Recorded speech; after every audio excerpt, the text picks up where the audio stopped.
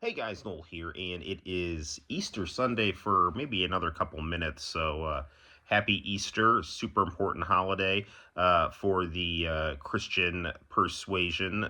So, right on, right on. Easter was a little interesting this year because Wrestlemania was on Easter Sunday, which is very odd, but nevertheless was a fun way to wind down a sacred holiday. So. Let's react to WrestleMania 41. WrestleMania has returned to Las Vegas. Unpopular opinion: WrestleMania 9 is one of my all-time favorite WrestleManias. I love the main event of WrestleMania 9. Hulk Hogan and Bret Hart are two of my all-time favorite wrestlers, and I like Hulk Hogan better. And I think Yokozuna is also really cool. So to have those three in the main event all together and have Hulk Hogan doing the Axe Bomber to Yokozuna and dropping the big leg, only to, theoretically set up a match with Bret Hart. I loved that. And I loved, like, Skinny Hulk and the black eye and stuff like that. So I love WrestleMania 9. And I love, like, the whole, like, outdoors vibe when they have WrestleMania in Las Vegas. So I liked this WrestleMania a lot. Um, I thought that there was a lot of good matches and a lot of iconic matches. I say this as someone who, I guess you would say, is more team AEW over WWE, but I do like WWE, and I think over the last couple of years, not only has WWE become watchable, but enjoyable to watch. And I would say, like, there was a period of time where I just stopped watching WWE and had almost stopped watching wrestling until AEW came around and really brought back my WCW nostalgia and that whole style of wrestling, of more like extended time to breathe, longer form wrestling as opposed to the WWE style, which again is not bad. It's just different. I feel like WWE has really stepped up its storytelling and its characterization. And AEW has, they do their thing with, like, the multi-layered, matches that just are almost sensory overload. So I think both companies are very enjoyable to watch. And WrestleMania is the Super Bowl of pro wrestling. I was very happy with the main event of WrestleMania 41. I guess let's just start with that. I'm so happy that John Cena is going to get more time to explore his heel character, because I was very afraid that they were going to do the Hulk Sting TNA storyline where Hulk was a bad guy, Sting was a good guy, and Sting wanted to bring Hulk Hogan back to being a good guy. And the way that Cody Rhodes was talking, it sounded like they were going to try to do that storyline, and I just thought it was going to be, like, very predictable and disappointing, and John Cena wasn't going to get a chance. Like, John Cena should have turned heel like a decade ago. Everybody wanted John Cena to turn heel. And I mean, it was almost kind of admirable that he didn't, because his whole thing was like, well, I'm a good guy no matter what. But it, like, would have made so much. I wanted John Cena to be a heel so badly. Like, going back to, like, I don't know, man, like 2007 or something like that, um, because I really did feel like, Super Cena was kind of stale.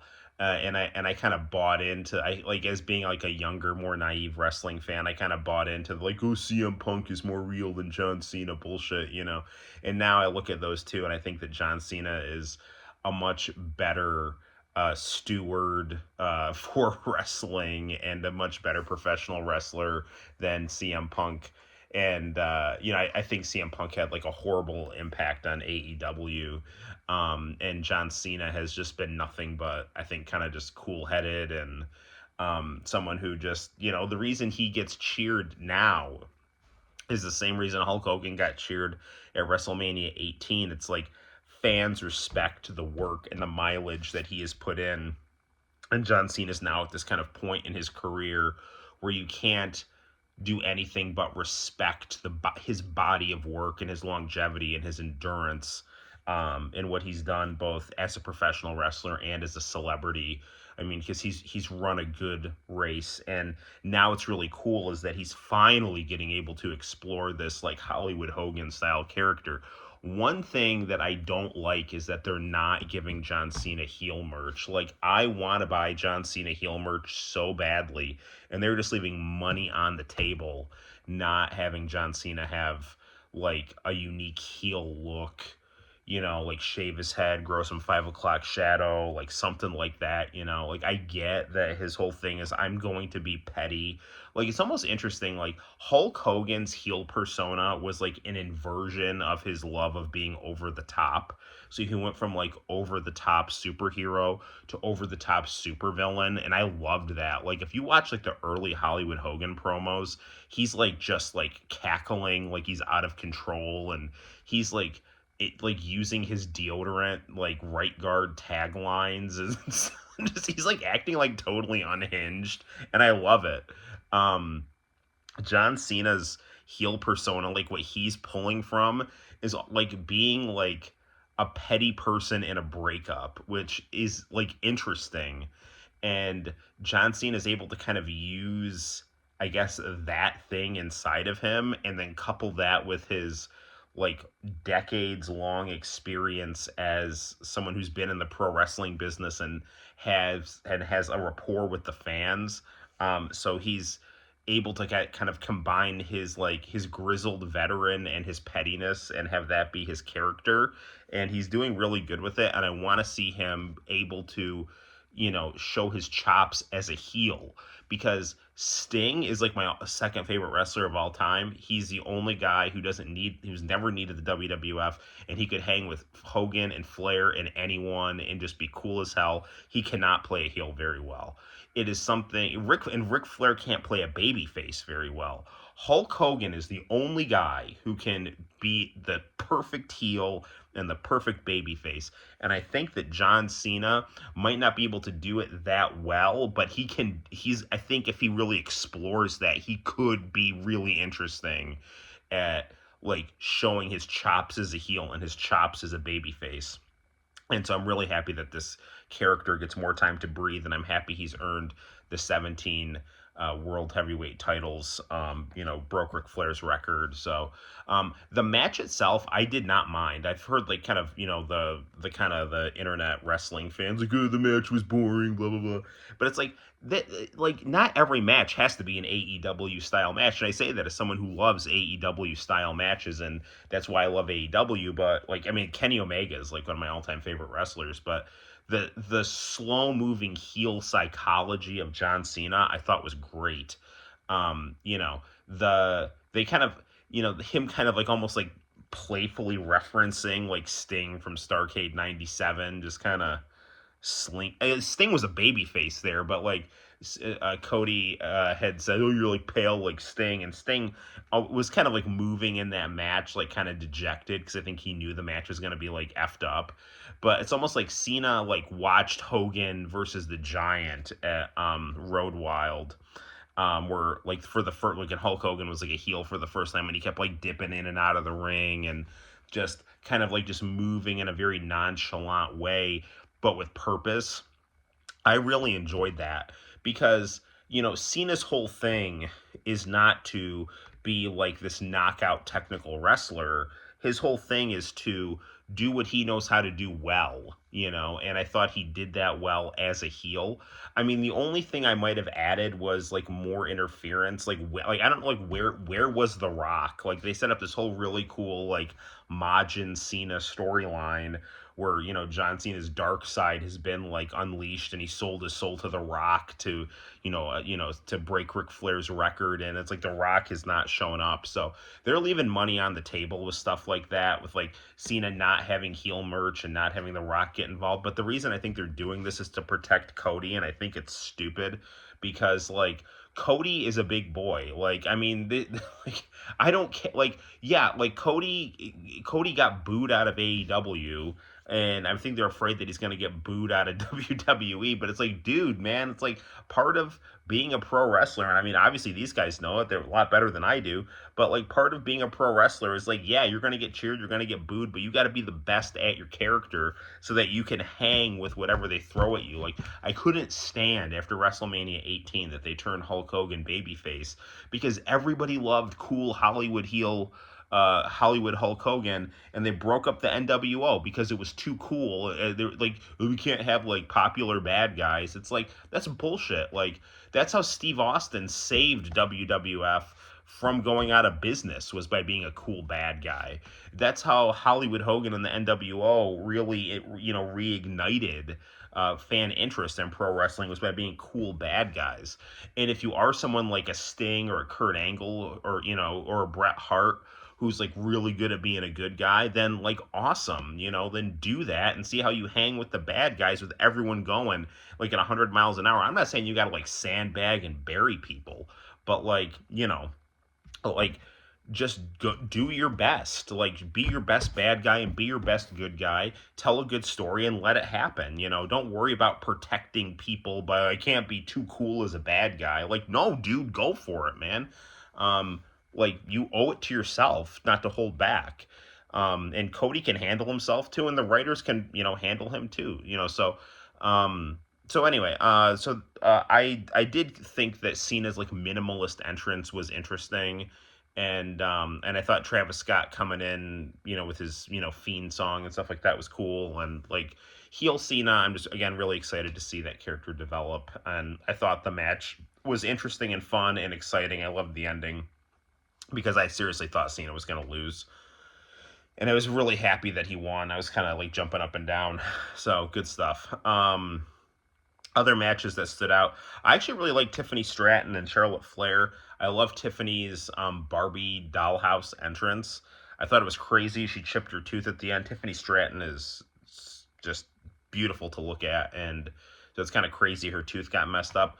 That match I thought was very refreshing to watch after Jade Cargill's match with Naomi. I thought that was the, no offense, I know like they were trying hard, but Jade was so protected in AEW. I mean, for people who want to criticize AEW, they did such a good job at building up Jade Cargill and making her look like Goldberg and things like that.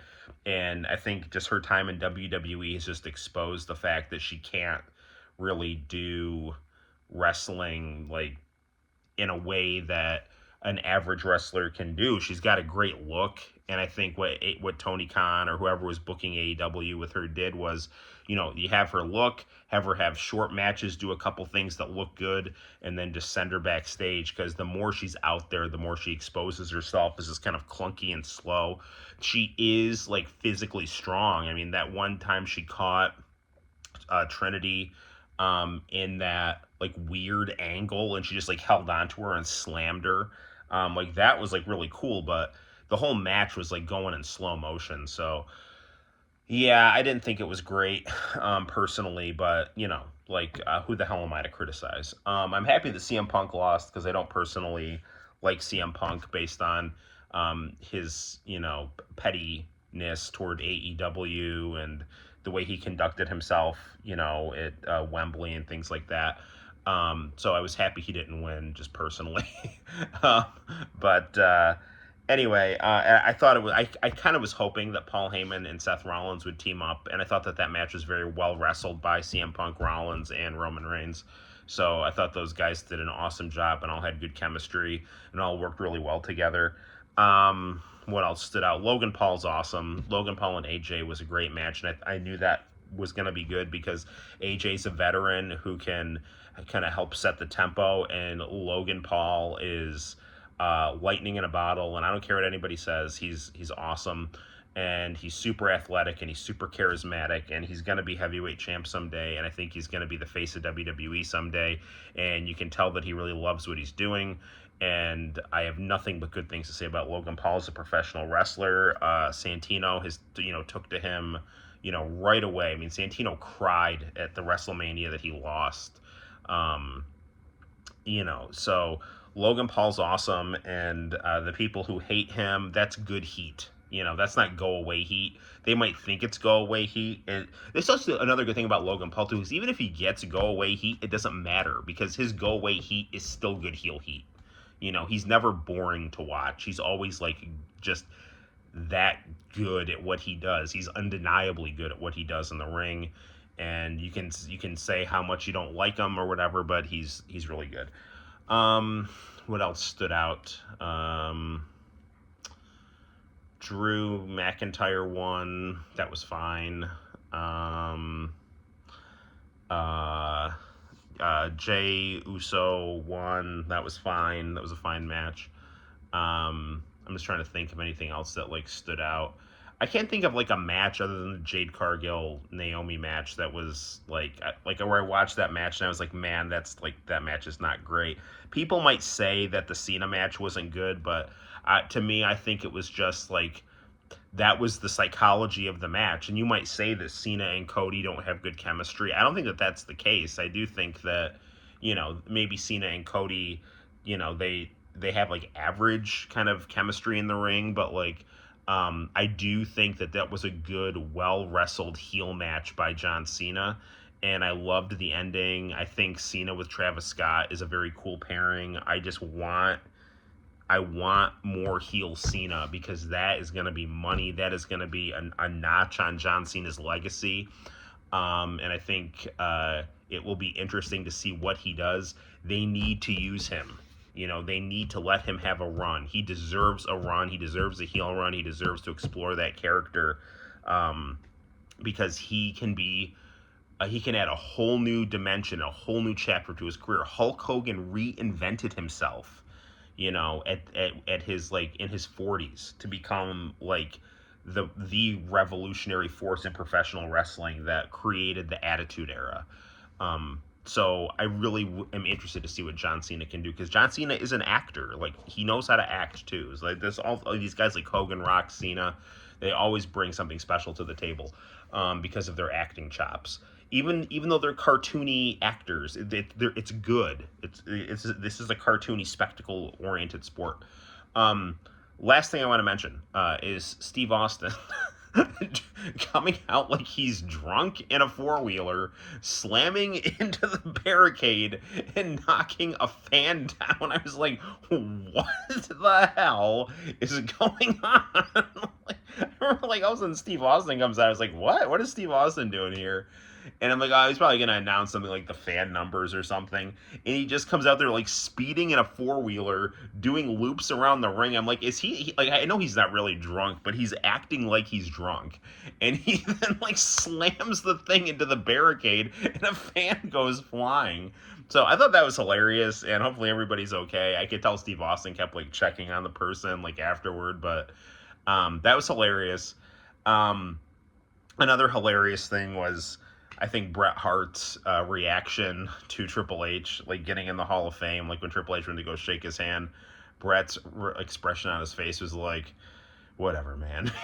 Like Bret has been it is such a tragedy. Like even though Bret is understandably bitter, he is like one of my all-time favorite pro wrestlers, and Hulk Hogan is my all-time favorite pro wrestler, which is what's so crazy because Hulk and Bret like have such complicated unpleasantness between them, and it's such a missed opportunity because when they did work together it was really cool, and I just wish we could have gotten a long match between both of them. So anyway, but oh, I should also say Liv Morgan, like dear god, she's like that was like she's so just good looking. Anyway, uh, like her and Tiffany Stratton, like very good eye candy female wrestlers that can go.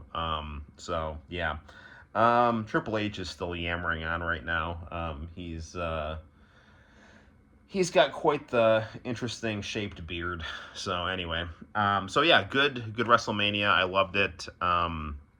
It wasn't quite as insane as last year's WrestleMania. The only thing I would have added was I think it would have been cool to have more run-ins, and I do think I'm afraid that they're pumping the brakes too much on John Cena. Like let John Cena breathe and spread his wings and just dig into this heel character, and then you can kind of work out a resolution to it because Cody is getting booed.